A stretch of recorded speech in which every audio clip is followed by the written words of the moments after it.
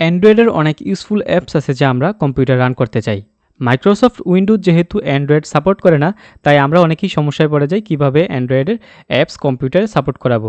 আজকে আমি আপনাদের দেখাবো কিভাবে অ্যান্ড্রয়েডের অ্যাপস কম্পিউটার সাপোর্ট করাবেন। আপনাকে যে কোনো একটি ইমুলেটরের সাহায্য নিতে হবে। তো চলুন কথা না বাড়িয়ে শুরু করা যাক।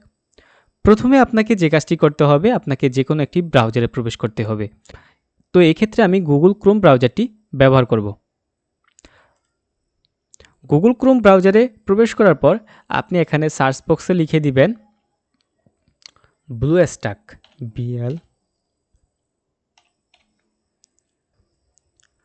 ব্লুস্ট্যাক লিখে সার্চ করার পর এখানে যে প্রথমে ওয়েবসাইটটি রয়েছে, BlueStack best mobile gaming platform for PC and MacBook, এটাতে প্রবেশ করবেন।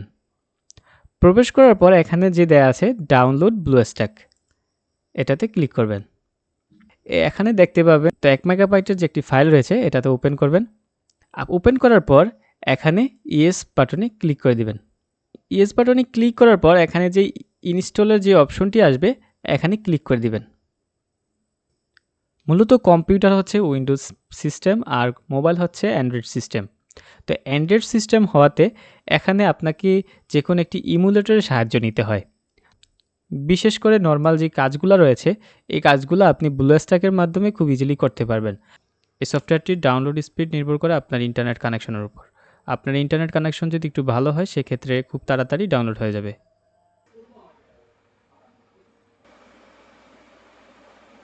ব্লুস্ট্যাক্স সফটওয়্যারটি ইনস্টল হওয়ার পর এটা ওপেন করে নেবেন।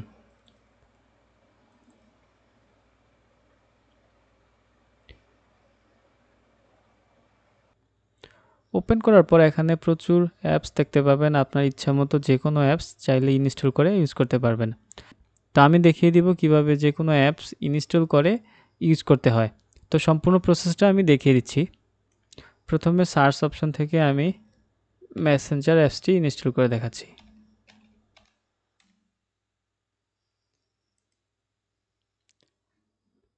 Install app player, continue.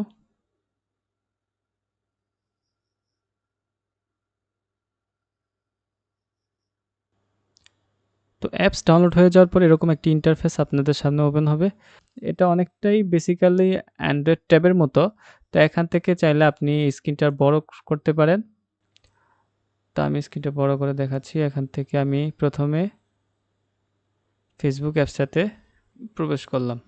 ফেসবুকে প্রবেশ করার পর প্রথমে আমি ইমেল পাসওয়ার্ড দিয়ে লগ ইন করে নিব।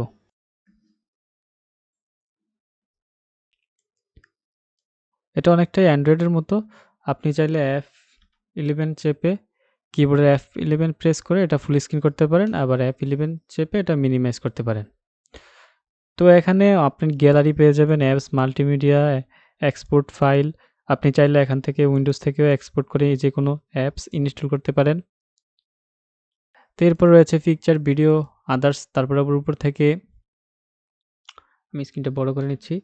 আবার উপর থেকে পপ আপ করলে দেখবেন এখানে অ্যান্ড্রয়েডের মতো সব নোটিফিকেশন দেখাচ্ছে। আবার এটা চাইলে নোটিফিকেশন বারটি অ্যান্ড্রয়েডের মতো উপরে উঠাতে পারবেন।